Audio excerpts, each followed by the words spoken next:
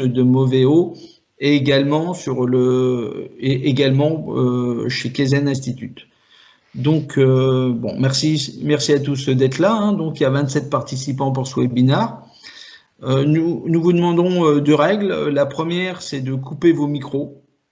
La seconde, de plutôt couper vos caméras, qui permet une meilleure bande passante pour ce webinaire qui se situe dans les horaires très utilisés en termes d'échange de données. On va se donner en fin de réunion un temps de questions-réponses. Donc vous avez la possibilité sur votre interface Teams de pouvoir poser des questions sous forme de conversation, de chat. Donc écrivez vos questions et puis en fin de réunion, Jean et moi, nous lirons les questions, je dirai les questions et Jean y répondra. Hein, donc on souhaite une fin assez interactive, bien évidemment.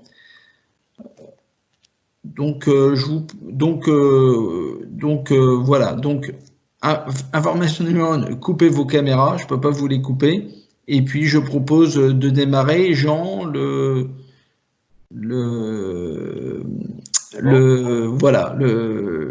panel est pour toi.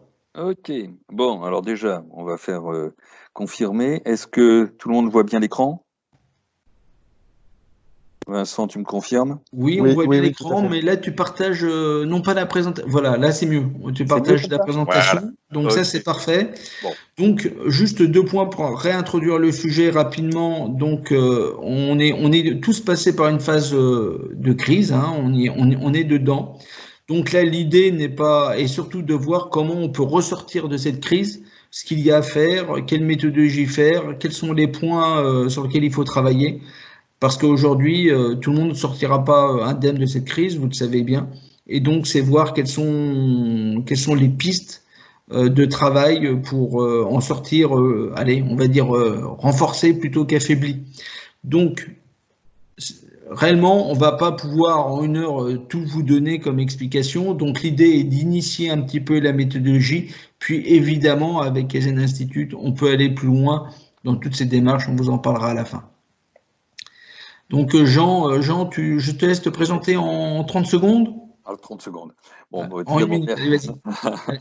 Bon, tout d'abord, merci Vincent de me donner effectivement l'opportunité de m'adresser en représentant, j'allais dire, des forces vives, notamment de Normandie, haute et basse, et puis de quelques-uns également de mes amis de l'Est qui nous ont rejoints.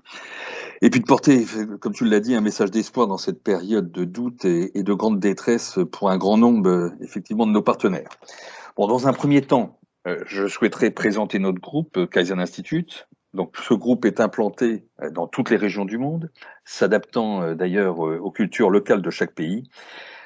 C'est important et essentiel d'ailleurs dans la philosophie Kaizen de ne pas chercher à imposer un modèle sans comprendre non seulement la culture des personnes, leurs antécédents, leur histoire, leur tradition, voire leur religion. Ça, c'est un petit clin d'œil pour Vincent, puisqu'on avait fait, s'il se souvient bien, la mosquée de l'excellence à une époque. Et prendre en compte la culture de l'entreprise aussi. C'est important de prendre la culture de l'entreprise dans laquelle travaillent les personnes. Nous avons plus de 30 années d'expérience dans la transformation Kaizen, l'implémentation de l'amélioration continue, que d'ailleurs nous nous appliquons à nous-mêmes chaque instant de notre activité. Moi-même, je suis partenaire de la Business Unit d'Europe de l'Ouest, forte de plus de 250 consultants, bon, après avoir été 4 dirigeants dans un grand groupe automobile pendant une trentaine d'années. Notre fondateur, Masaaki Imai, est le père initiateur du célèbre TPS, le Toyota Production System. Certains cabinets se réclament de son nom, mais bon, nous avons, nous, le modeste privilège et l'honneur d'avoir toujours M. Imai à la tête de notre groupe. Et ici, les outils Kaizen sont un moyen. Alors, peu l'ont compris, et peu ont compris en fait l'importance de la philosophie qu'ils servent. Et ça, c'est très important. Et notre objectif, c'est bien de partager donc avec vous et avec nos partenaires, terme que je préfère d'ailleurs à celui de client, cette culture d'entreprise et ses principes.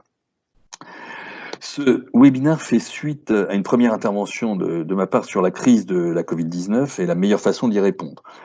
Nous avons bâti notre vision sur une réflexion qui a été menée auprès de représentants de différentes composantes, tant politiques d'ailleurs qu'économiques, appartenant à des horizons très différents. La santé, la logistique, l'automobile, les services, l'ingénierie et même d'ailleurs le consulting. Je ferai juste un bref rappel sur la corrélation que nous avons établie entre les différentes phases de la pandémie et son impact économique. Donc cette courbe, vous la connaissez, c'est la courbe classique de reprise de l'économie en U face à une courbe en fait d'évolution de la pandémie. Alors la première phase de la pandémie, c'était celle du déni. Elle a démarré en début d'année 2020, voire pour certains d'ailleurs fin 2019, a duré environ 2 mois, et puis on se souvient à l'époque des réflexions qui avaient lieu, cela n'arrive qu'aux autres, ce n'est qu'une grippette, ça va concerner que l'Asie, etc. Bon, phase de déni passée, on est rentré dans la phase de perturbation, qui elle a vu croître la pandémie sur notre territoire. Elle s'est conclue par une décision du confinement, ce que d'aucuns ont appelé d'ailleurs le début de la guerre. Durant la troisième phase, dite de résolution, qui a duré quant à elle du 12 avril au 11 mai, là c'est très précis, nous avons mis en place au sein de Kaizen des cellules de crise et accompagné des entreprises, notamment dans les domaines pharmaceutiques et logistiques. Et nous avons aidé beaucoup d'entreprises dans cette crise, notamment pour distribuer en fait des biens de protection qui étaient en pénurie, vous vous en souvenez, sur le Grand Est et sur la région parisienne. Bon, d'autres ont profité de cette phase pour se préparer au lendemain, tandis que d'autres se sont retournés vers l'État-providence. Aucun reproche là-dessus, puisqu'il faut se souvenir qu'alors le choc était très important pour la plupart d'entre nous. Nous sommes maintenant dans la phase 4, dite de reconstruction. Certains pensent que le monde d'après sera effectivement différent, mais dans les faits, beaucoup, même la majorité, espèrent revenir à la situation d'avant. Ils espèrent que tout reviendra comme précédemment, comme avant le Covid. Bon, ces derniers se trompent. Le temps de la guerre sanitaire sera en fait suivi d'une crise économique importante, nous la vivons déjà, inégalée, et dont l'une des conséquences risque d'être d'ailleurs une crise sociale majeure. Comme nous, vous en êtes conscients, vous êtes confrontés chaque jour à cette réalité, et c'est d'ailleurs sans doute pour ça que nous sommes aujourd'hui réunis. La filière automobile, beaucoup d'entre vous sont des experts reconnus dans le domaine, vit une chute sans commune mesure avec la précédente crise, de l'ordre de 30 à 40% de perte de marché, et même si les usines redémarrent, et d'ailleurs tardivement en France, les pertes seront énormes. La filière aéronautique, quant à elle, est encore plus perturbée. De plus, ce secteur avait déjà été frappé, si on s'en souvient, par la crise de Boeing. Un retour au nominal n'est pas envisagé avant la fin 2023, pour les plus optimistes, voire 2024 pour les plus réalistes. Alors, il faut nous réinventer.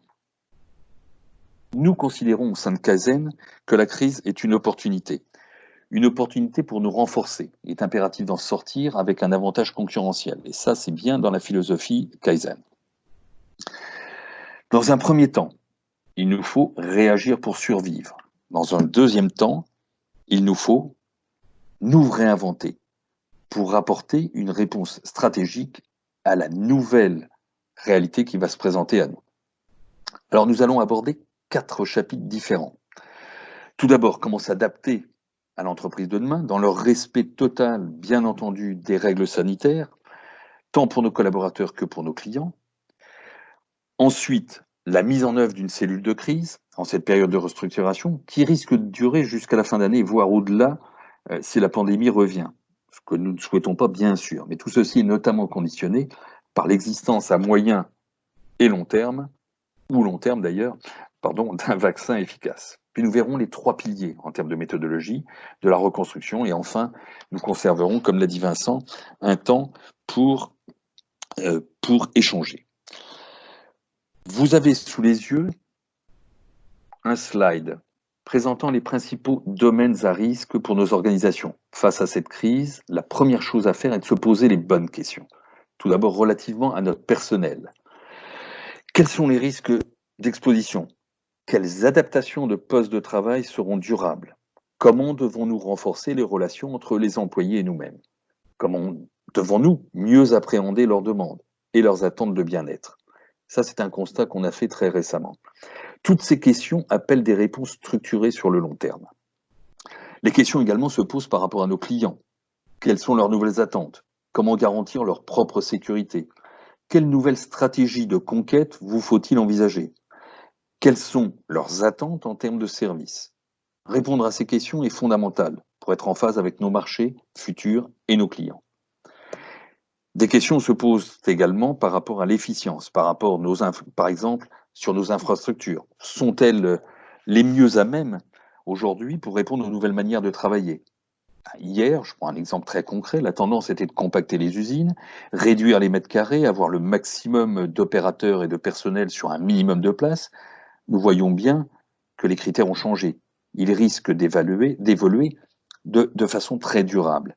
C'est donc une nouvelle stratégie de design à laquelle il faudra réfléchir. Et quant à la supply chain, des questions primordiales vont se poser. Sommes-nous préparés à la nouvelle répartition des fournisseurs? Certains noms, sans doute, malheureusement, vont disparaître. Comment faut-il redistribuer les cartes? Des choix devront être faits entre le insourcing et le outsourcing. C'est une question d'ailleurs qui se pose dès aujourd'hui au niveau des constructeurs automobiles. Et vous le savez, il faudra y répondre chacun d'entre nous à tous les niveaux pour nous positionner de façon concurrentielle vis-à-vis de certains fournisseurs venus, ne nous le cachons pas, soit d'Asie, soit d'Inde, soit d'Afrique du Nord. Cette réflexion, il nous faut la mener très rapidement. Depuis le 11 mai, nous avons démarré cette phase 4 qui, comme chacun le sait, est vitale pour beaucoup d'entreprises. Excusez-moi. Pour beaucoup d'entreprises. Et nous vous encourageons à appliquer les principes du Kaizen dans cette phase, notamment pour rassurer le personnel, amplifier son engagement, tout en garantissant, regagner de l'efficience, tout en garantissant la sécurité de tous, nos clients comme notre personnel. Ces questions se posent à nous tous, dans le monde de la distribution, des plateformes logistiques, de l'après-vente, comme dans le monde industriel classique. Aujourd'hui, nous intervenons dans beaucoup d'entreprises qui nous demandent de les aider dans la mise en place de ce que l'on appelle les gestes barrières, afin que cela n'ait pas d'incidence sur leur coût de production. Chacun sait qu'au niveau, par exemple, des lignes de montage automobile, l'impact de ces gestes barrières est énorme. Non seulement à travers le coût des EPI qui ont été mis en place, l'estimation a été faite, elle est de l'ordre de 10 à 15 euros par véhicule, ce qui est considérable. Mais bien sûr, elle est de façon encore plus conséquente liée à la réorganisation des postes de travail. Là où nous pouvions avoir une cadence, par exemple, de 60 véhiculeurs, 3 voire 4 opérateurs sur le même poste de travail autour d'un véhicule, la distanciation impose de revoir l'aménagement de ces postes. Et donc, même si la demande était présente, nous ne pourrions pas tourner avec le même niveau d'efficience. Et le taux d'occupation, le taux d'allure, sera en fait très diminué, puisqu'on estime que la diminution en fait d'efficience sera de l'ordre de 35 à 40%. Aujourd'hui, ceci est vécu au niveau des grands constructeurs automobiles, mais ça l'est également au niveau des concessionnaires, des dealers, des petits garages, et là encore nous intervenons. Le surcoût envisagé au niveau de la mise en place des mesures sanitaires dans un garage est considérable, et très important en fait pour ce garage. Eh bien, nous avons décidé d'en faire un avantage concurrentiel, à coût zéro. Et cela est faisable. Mettre en place les solutions Kaizen, c'est donc revoir le layout des postes de travail. Et très souvent, à plus long terme, l'ensemble de la ligne de fabrication, car les conditions de travail seront forcément bouleversées sur le long terme. C'est également revoir les schémas de circulation dans nos entrepôts. L'un de nos clients nous a sollicité sur ce fait pour repenser l'organisation du travail. Les règles de picking, de ramassage, de chargement des camions, tout est à revoir. Il faut bien sûr réviser également la signalétique à tous les niveaux. Et ceci est engagé d'ailleurs avec une grande métropole européenne au niveau de ses services administratifs. Et nous avons pu le faire, c'était ça l'important, sans générer de surcoût. L'idée étant pour cette municipalité, alors c'est très surprenant, de ne pas augmenter les impôts pour ses citoyens. Ce n'est pas en France. Toutes ces opérations doivent être engagées au plus vite pour absorber, au plus tôt, les surcoûts générés en fait par les nouvelles contraintes, afin de garantir ce qui est essentiel pour notamment les petites entreprises, les PME, garantir l'équilibre financier de toute entreprise. En période de crise, il est important de se doter des meilleurs outils de pilotage et d'être en mesure de prendre des décisions, y compris au niveau stratégique, le plus rapidement possible. La vitesse et l'agilité seront deux facteurs essentiels à la survie des entreprises. Nous avons mis en place des exemples, des cellules de crise adaptées, customisées, bien entendu en fonction des besoins spécifiques de nos clients, afin d'effectuer la gestion quotidienne de l'entreprise au sein de la crise, d'augmenter la réactivité, diminuer les temps de réaction. Ce sont des facteurs essentiels pour limiter la perte d'argent, notamment pour les entreprises qui étaient les moins performantes. Les cellules de crise comprennent plusieurs champs.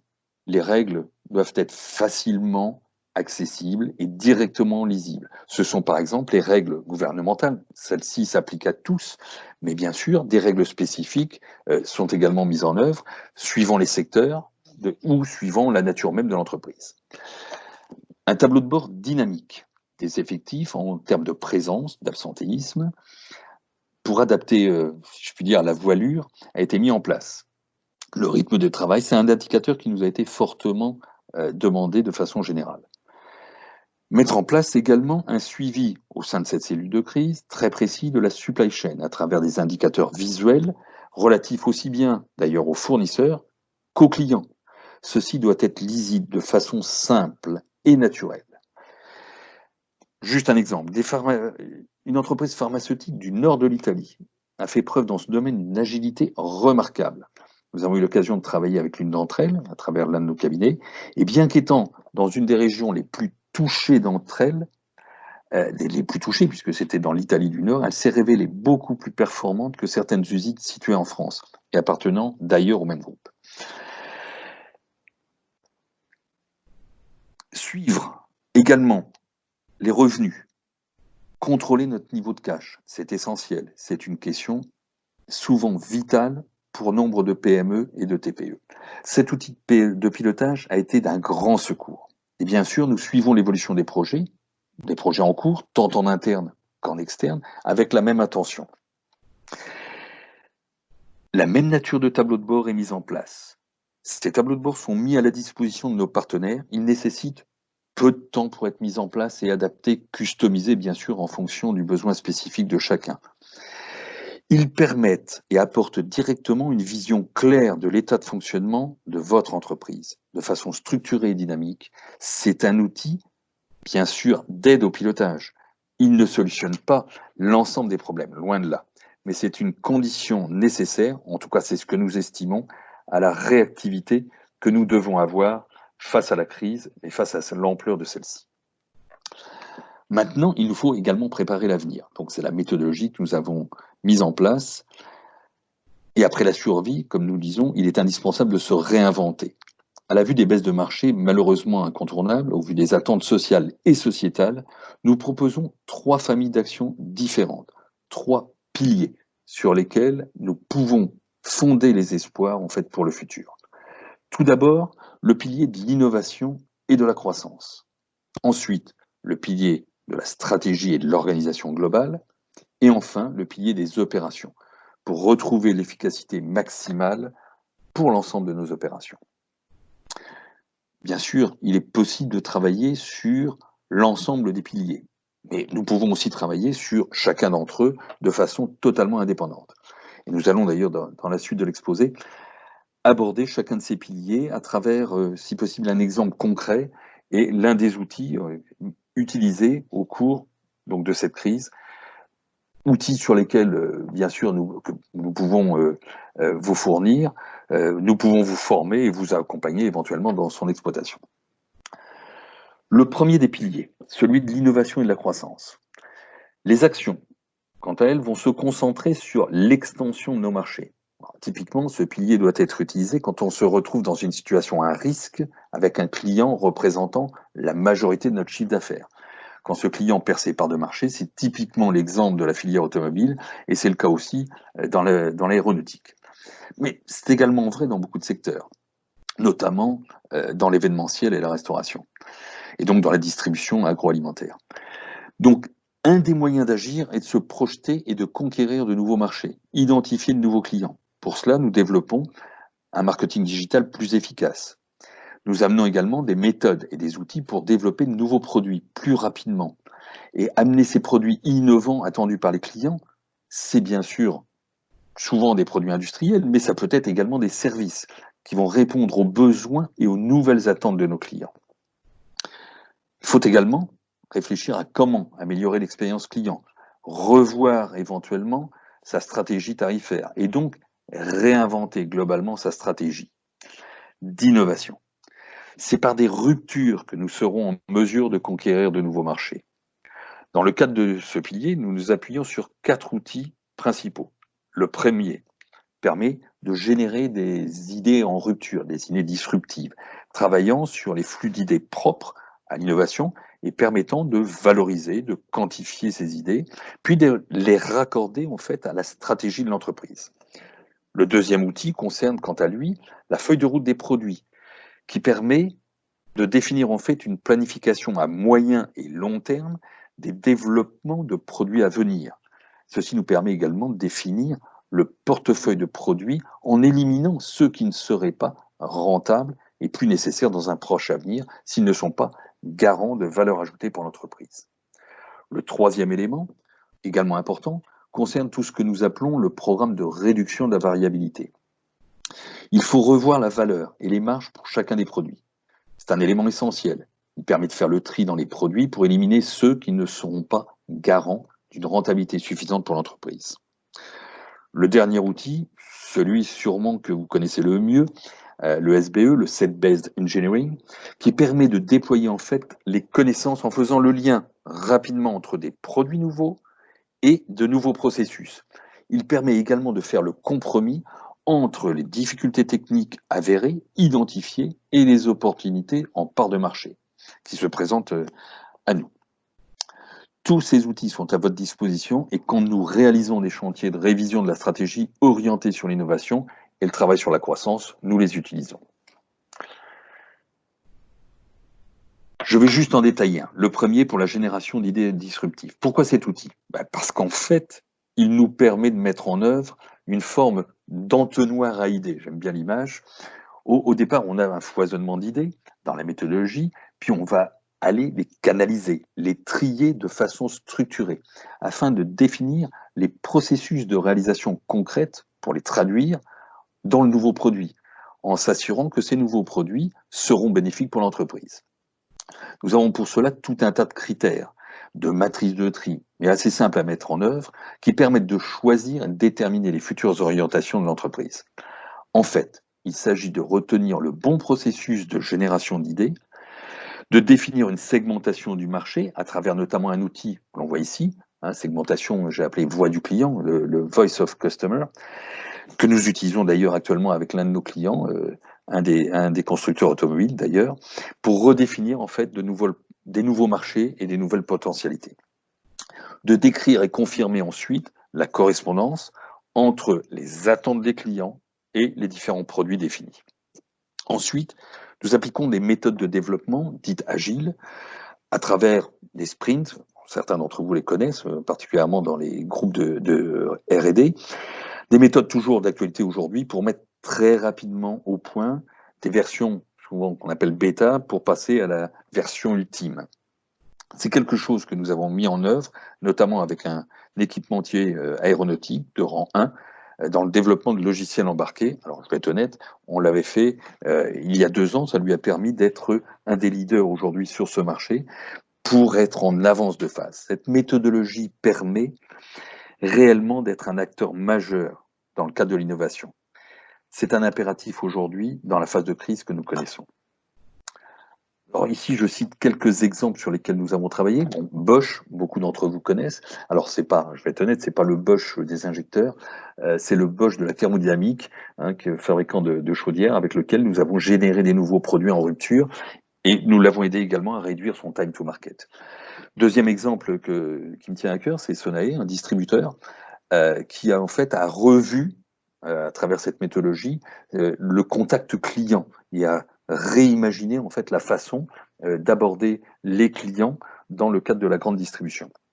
Et puis un dernier, qui est un exemple assez étonnant, en fait, avec la mairie de Porto, où nous avons travaillé dans le domaine événementiel également.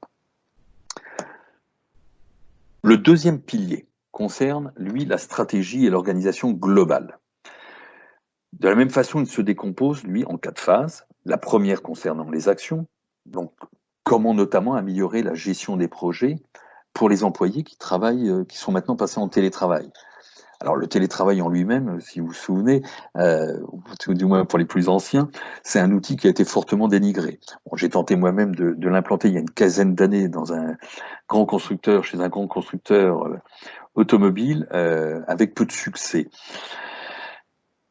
Aujourd'hui, nous avons redécouvert son impérieuse utilité par la force, en fait, sous la pression en fait, de l'événement et au cours du confinement. Bon, maintenant, c'est un outil. Il faut comprendre comment bien l'utiliser afin qu'il apporte en fait toute son efficience et garantisse tous les services attendus au niveau de l'entreprise et au niveau du personnel. Un autre point concerne la mise en œuvre de ce que nous appelons le Kaizen Énergie. Pour les employés en télétravail, dont l'objectif de l'outil est de retrouver une dynamique et une motivation des collaborateurs, malgré la distanciation existante. Ce n'est pas si évident que ça à traiter. Et c'est quelque chose que nous mettons en œuvre de façon très formalisée. Augmenter la polyvalence des équipes, c'est un impératif dans cette phase de redéfinition des stratégies. Bien entendu, il faut aussi maintenir, voire améliorer le Kaizen quotidien, qui reste, lui, un des piliers fondamentaux aujourd'hui de toute organisation et à tous les niveaux, quels qu'ils soient. En dernier lieu, le point sur lequel je voudrais insister, c'est la révision impérative de la stratégie d'entreprise. C'est une condition indispensable et incontournable dans les conditions actuelles, compte tenu des circonstances auxquelles nous sommes confrontés. Les objectifs de ces différentes actions sont ceux que je vous ai déjà répétés.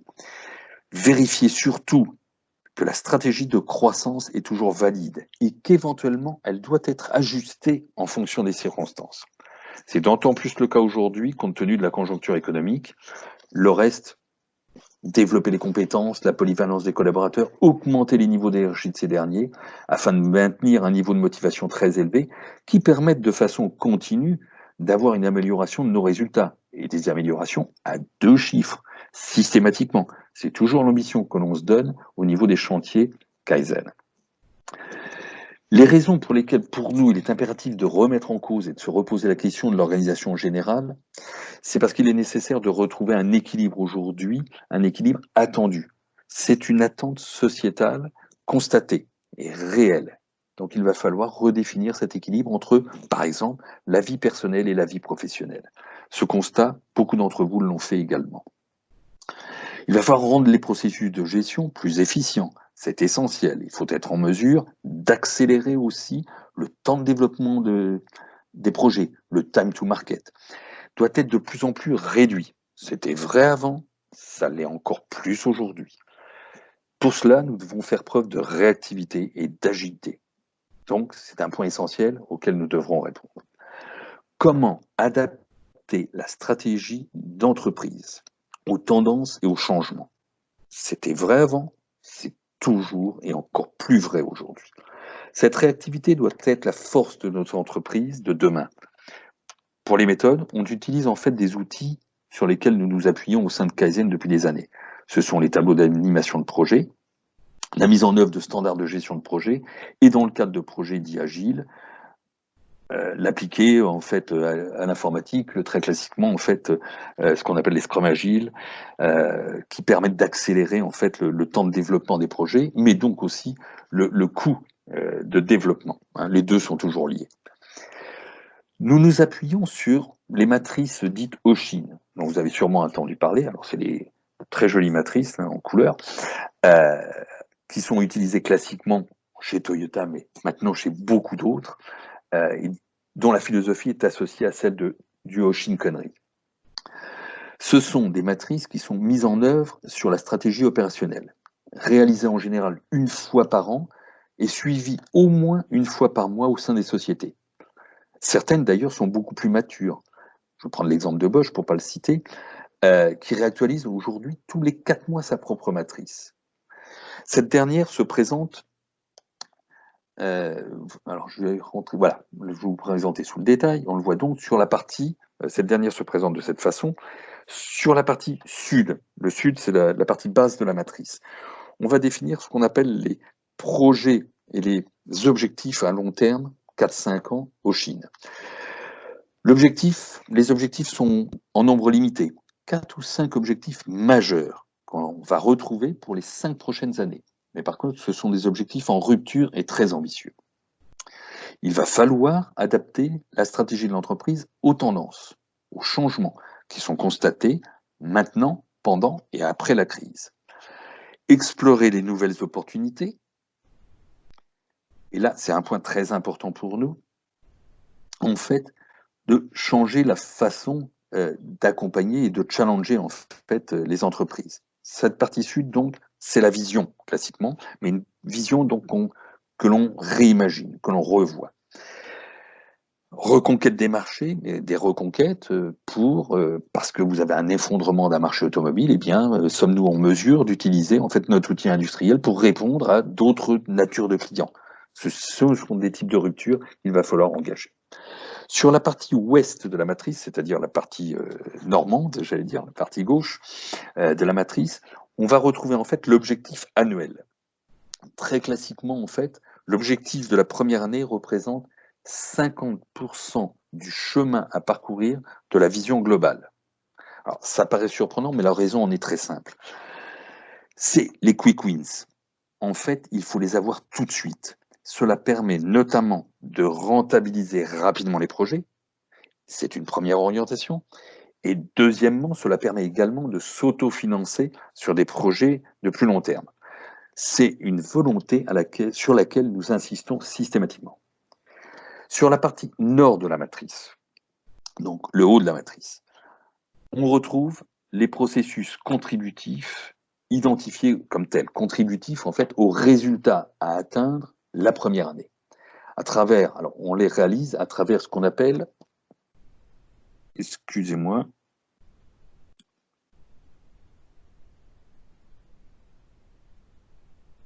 il semblerait qu'il y ait eu une perte.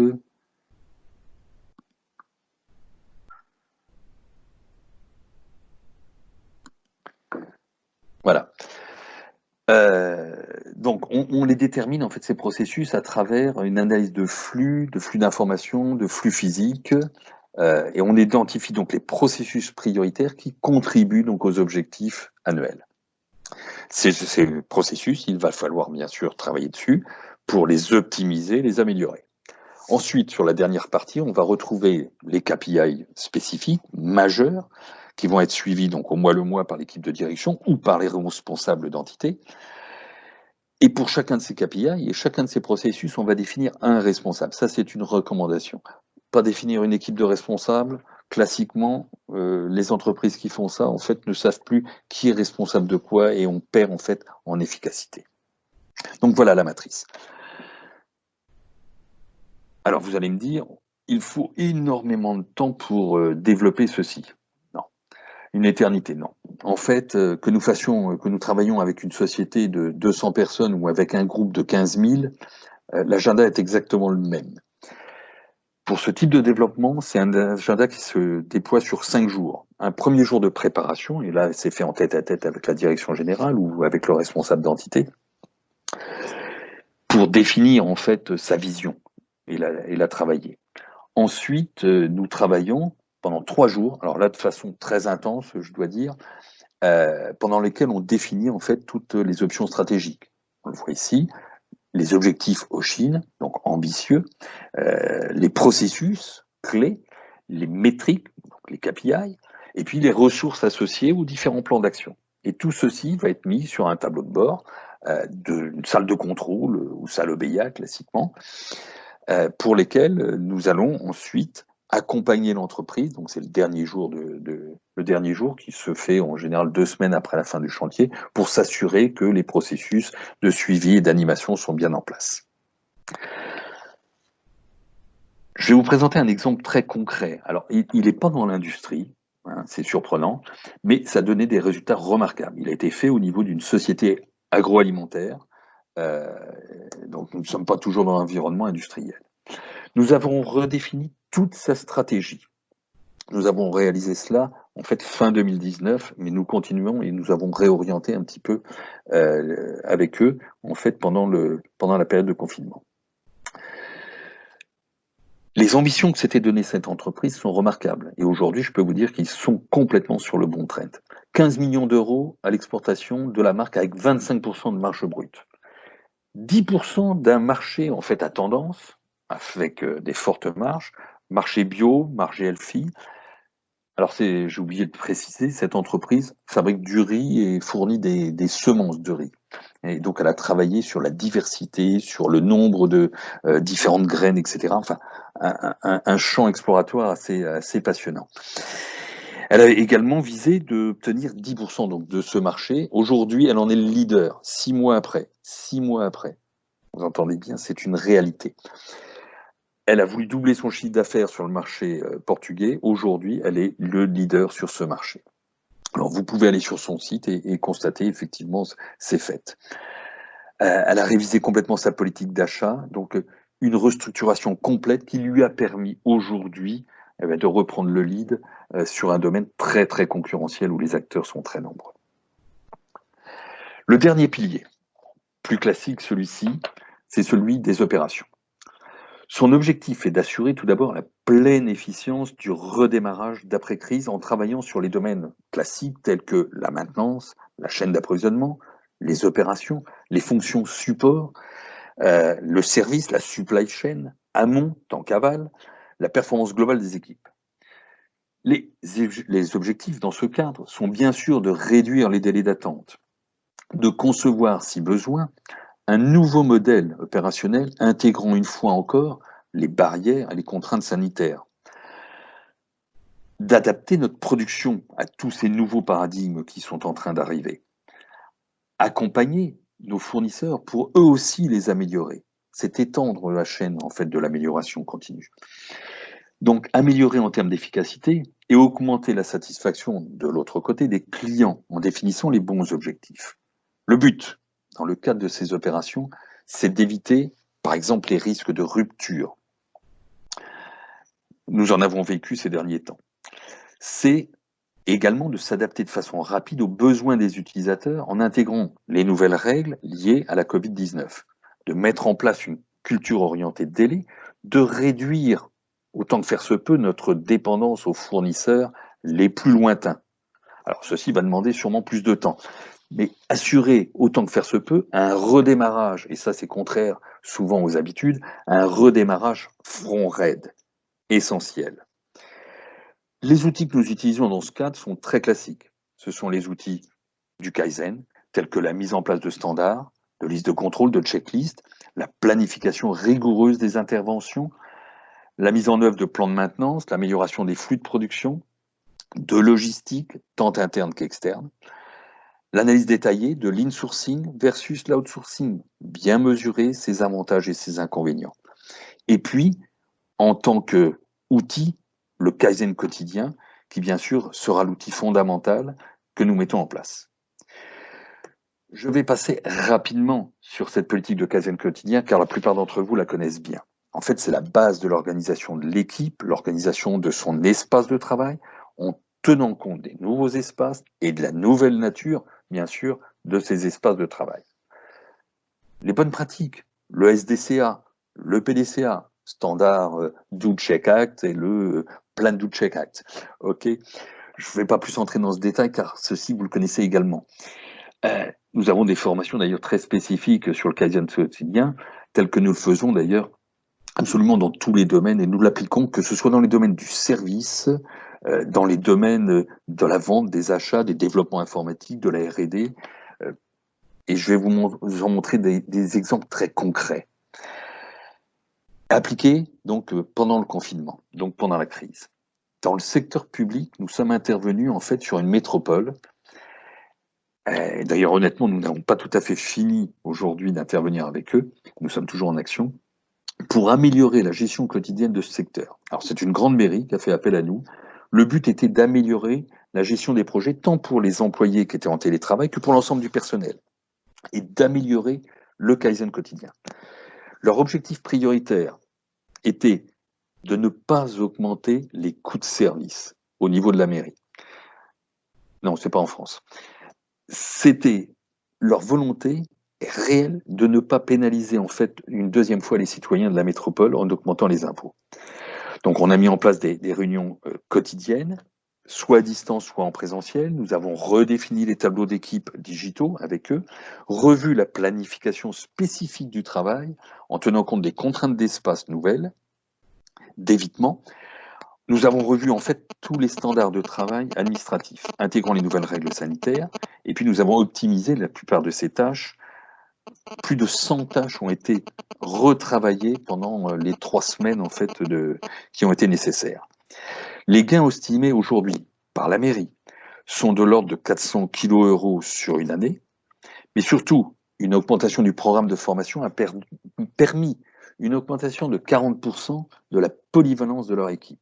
Et puis surtout, pour les utilisateurs finaux, un délai de traitement des demandes des clients, donc des citoyens, de 60% de réduction de délai de saignement. Et ça, c'est quelque chose de constaté par les citoyens de la métropole. Je terminerai sur un dernier exemple très concret, vécu et qui nous tient à cœur. Il a été réalisé dans une clinique privée. Cette clinique était confrontée à un phénomène que nous avons constaté tous pendant la période de la Covid. La non-fréquentation des locaux médicaux par peur de la contamination. Son chiffre d'affaires a chuté de façon drastique à 0. Donc avec un fort risque de fermeture, chose aberrante pendant la crise de Covid. Vous imaginez une clinique privée qui allait perdre toute son activité. Donc nous avons redéfini avec eux des standards afin essentiellement de rassurer le personnel d'ailleurs très professionnel, mais rassurer également les clients potentiels. Donc on a créé un flux unitaire qu'on voit ici sur le schéma. Flux unitaire, flux particulier, flux sécurisé en fait du parcours du client pour respecter les standards de désinfection tout au long de ce parcours. Des zones spécifiques de protection, de sécurité pour les clients ont été mises en place. Une révision totale du processus de prise de rendez-vous a été également réalisée et de planification des interventions. Avec, bien sûr, en parallèle, une communication adéquate vis-à-vis de l'ensemble des clients. Après le redémarrage de ce chantier, le chiffre d'affaires est passé d'une semaine à l'autre de 0 à 70 kg €. Aujourd'hui, elle retrouve un chiffre d'affaires équivalent en fait à son nominal habituel, mais en conservant en fait et en ayant complètement réorganisé son flux et en gardant en fait tous les principes de protection sanitaire vis-à-vis de ses clients. Je pense sincèrement que cela lui a donné un coup d'avance par rapport à d'autres établissements sanitaires. Voilà. J'en ai terminé avec cette présentation. Je ne vous présenterai pas parce que ça nécessiterait un webinaire à part entière. Également toute la réflexion que nous avons eue sur la transformation digitale, c'est-à-dire la réflexion menée sur l'industrie dite 4.0 et la philosophie Kaizen. L'association des deux, de digital et de Kaizen, simplement, ce qu'il faut en retenir, c'est que ça permet de diminuer les investissements pour en augmenter les résultats. Et c'est ce que Toyota d'ailleurs a fait en intégrant de la 4.0, tout en conservant bien sûr sa philosophie Kaizen. Bon, notre groupe, bien entendu, travaille dans le domaine du consulting. Nous réalisons énormément de benchmarking, car c'est de cela que nous apprenons tous. Et puis nous avons les formations. Les formations, nous les adaptons en fait en fonction de l'auditoire. Donc nous sommes totalement ouverts en fonction de ce type de formation. Nous les faisons bien sûr soit en présentiel, soit en e-learning, dépendant des conditions. Hein, et vous voyez, vous avez toutes les formations relatives à ce que je vous ai présenté, notamment la formation sur la cellule de crise, formation sur l'innovation et la croissance, formation sur la stratégie et l'innovation, hein, où nous pouvons bien sûr vous accompagner, formation dans les opérations. Et puis, petite précision, nous sommes certifiés. Alors ça, Vincent est un expert dans le domaine et il sait aider toutes les entreprises dans le cadre de Moveo et d'Aria à obtenir toutes les aides nécessaires de la région ou de l'État pour effectivement faire en sorte que ces formations vous coûtent le moins cher possible. Voilà, j'en ai terminé, consacrant ce temps aux questions. Je vous remercie encore une fois de votre présence et puis de votre écoute attentive. Merci. Vincent, je te redonne la parole. Merci beaucoup, Jean. Je te remercie beaucoup pour cette présentation qui était d'une très grande, très bien faite, hein, et très claire, je pense, pour tout le monde. Donc, l'objectif de cette présentation était surtout de donner quelques éléments, hein, quelques outils que tu as pu présenter. Donc, les outils ont été présentés. Donc, on est ouvert aux questions, hein. Si vous avez des questions sur ces outils-là que vous pouvez utiliser, Jean vous a donné réellement quelques éléments qui vous permet de les prendre en compte, hein, et vous trouverez toutes les informations nécessaires, je dirais, sur Internet ou autre pour trouver ces outils. Après, on peut aller plus loin avec les formations, parce que je vois déjà une première question pour dire Datadoc est éligible plutôt au FNE. Donc, tout à fait, hein. Donc là, on vous a donné des éléments d'initiation en 50 minutes, hein, donc c'est probablement pas suffisant pour que vous soyez autonome, mais après, libre à vous de voir comment vous pouvez approfondir la question. Mais également, nous proposons avec le Kaizen Institute, donc l'ARIA Normandie, Moveo et Kaizen Institute, les formations, l'accompagnement pour aller plus loin. Et donc, évidemment, nous sommes Datadoc, hein, donc l'OPCO peut intervenir dans le coût de la formation. Et également, nous avons une convention avec certains OPCO, et puis ces formations sont éligibles au FNE. C'est-à-dire que si vous voulez aller plus loin, on peut prendre des modules, on vous proposera des modules d'approfondissement qui seront pris en charge à 100% par votre OPCO, par l'État, à hauteur de 1 500 € par personne. Donc c'est tout à fait possible, c'est tout à fait éligible, et nous avons un accord avec Jean, avec le Kaizen Institute pour le déploiement via l'ARIA Moveo, hein, qui vous offre ce webinaire.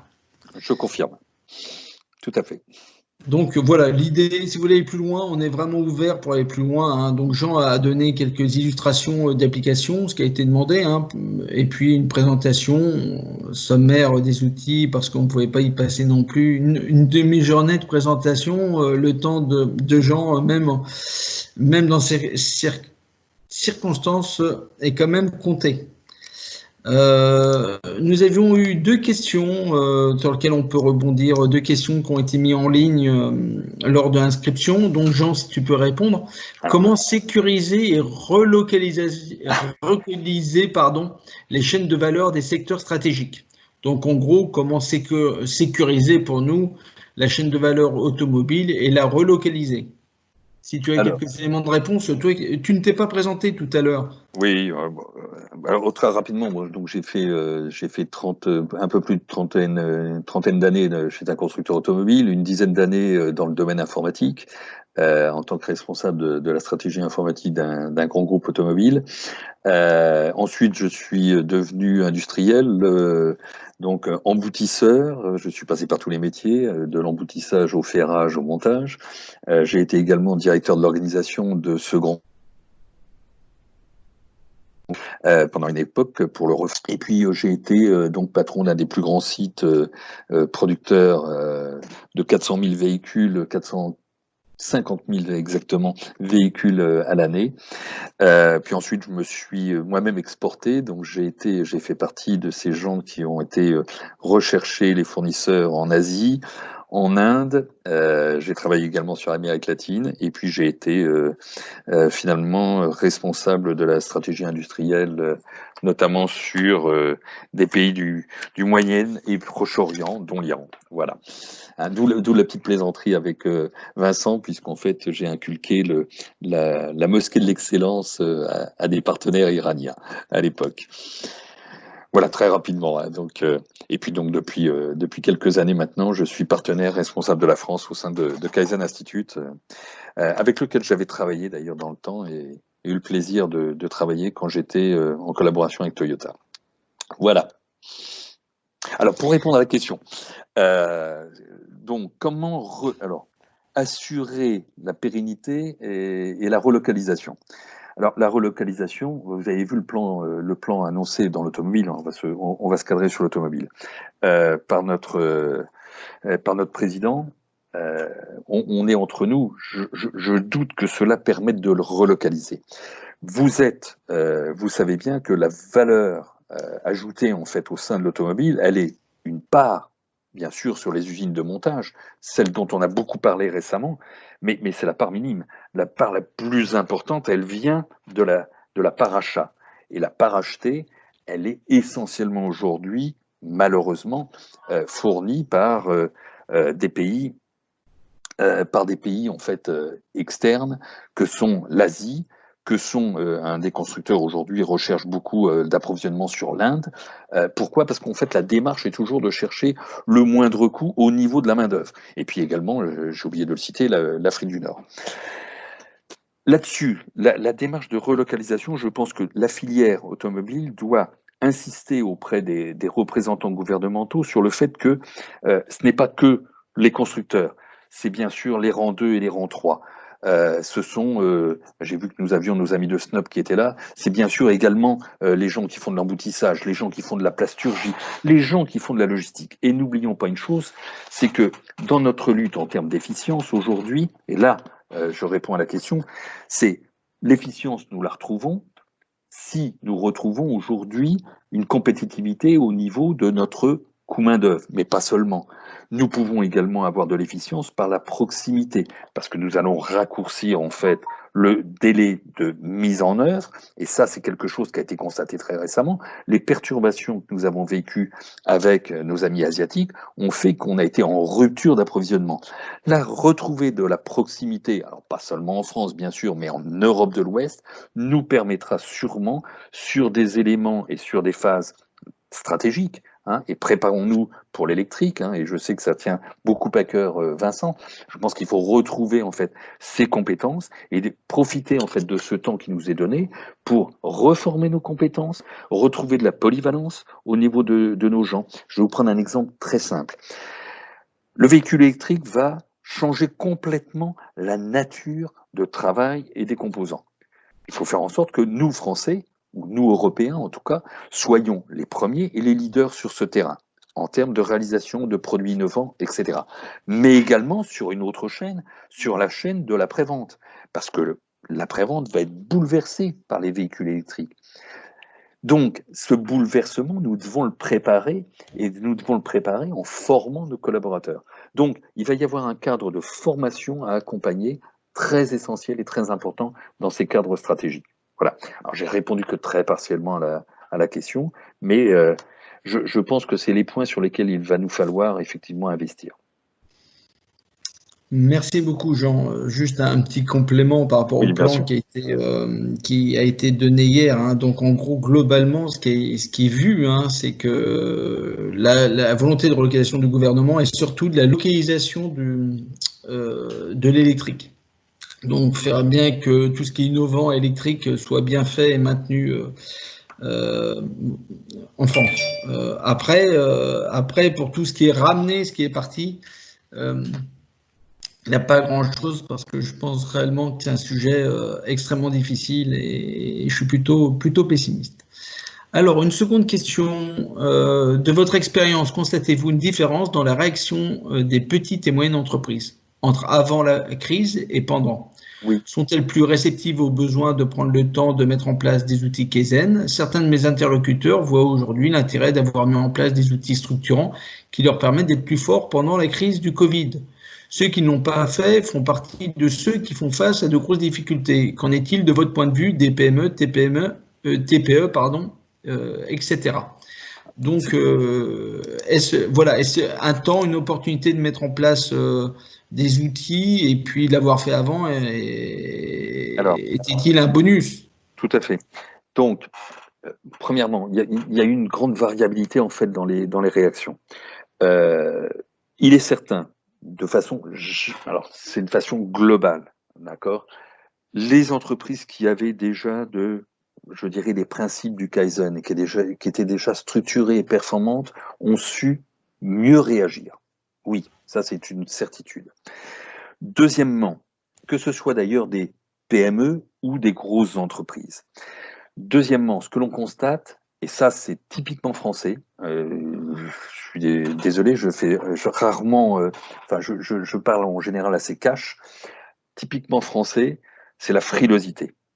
Alors, la frilosité, c'est que ce soit des PME ou des grands groupes, beaucoup ont stoppé leur projet et ne se sont pas mis en fait dans une phase de reconquête. Ils ont pris la crise de plein fouet et puis ils se sont dit, et encore récemment, j'ai discuté avec quelques patrons qui m'ont dit, bon, on va attendre le mois de septembre, voir comment ça vient. Une différence complète avec nos voisins, soit allemands, soit portugais. Au Portugal, ce que j'ai constaté, c'est que des entreprises, je dis bien, dès le mois d'avril, on dit, attends, on va se préparer, on ne sait pas quand ça va redémarrer, mais on va se mettre en ordre de bataille pour redémarrer les premiers, pour être les leaders. C'est pas un comportement que j'ai trouvé de façon systématique au niveau des entreprises françaises. Beaucoup sont dans la frilosité et repoussent en fait des projets. Et ça, c'est une erreur fondamentale. Je pense que là, on parle de guerre, hein, c'est notre président qui a utilisé ce terme-là, mais c'est une réalité. La guerre économique, elle est là. Hein. Il y a des pans entiers de la société qui vont s'écrouler. C'est une réalité dans les cadres des matières premières, dans les cadres des fonderies, etc. On sait que c'est très très difficile. Je peux vous dire que je connais des fonderies espagnoles aujourd'hui qui sont en train de se révolutionner pour dire, eh bien, on va prendre des parts de marché. Donc, il y aura des fusions-acquisitions et il faut être très réactif dans ce cadre-là. Et je pense que nous avons aujourd'hui un outil industriel fantastique en France. Il faut oser et il faut redonner confiance. Et redonner confiance, ça fait partie en fait du défi que nous devons relever tous ensemble. Et je pense que bon, tous ceux qui sont là autour de la table, j'allais dire, autour des écrans, doivent relever ce défi et se dire, c'est maintenant. Septembre, ce sera trop tard. C'est maintenant. Donc oui, je pense qu'il y a une grande différence de ce que je vois entre l'international et le national. Aujourd'hui, vous avez des pays qui ont complètement redémarré leur activité. Alors, qu'à un cas, en adoptant les nouvelles règles, bien sûr, et les nouvelles contraintes. Trop de frilosité en France. C'est mon sentiment, hein, attention, hein, je ne veux pas que ce soit mal interprété, mais c'est ma réaction, oui. Très bien, merci beaucoup Jean. Je pense que il est 12h05, on avait prévu de finir à 12h, donc on est dans les temps, on a commencé 7 minutes en retard. On a 2 minutes d'avance. Voilà, donc s'il n'y a pas d'autres questions, je propose de clore ce webinaire organisé par l'ARIA Normandie Moveo en compagnie de Kaizen Institute, hein, et Jean Beauvais qui nous a fait une très belle présentation sur des outils à mettre en place pour ressortir beaucoup d'outils, hein, à mettre en place pour ressortir plus fort après cette crise qui impacte beaucoup notre économie et nos entreprises. Donc, je vous dis à bientôt pour nos prochains webinaires. Hein. Donc, le prochain, pour ceux qui sont inscrits, c'est demain, sur les bonnes pratiques d'entreprise pendant pour la reprise d'activité ou la continuité de l'entreprise. Hein. Ce sera 4 entreprises franciliennes qui témoigneront. Merci à tous. Prenez soin de vous, hein, comme je peux le lire, et puis à très bientôt. Au revoir.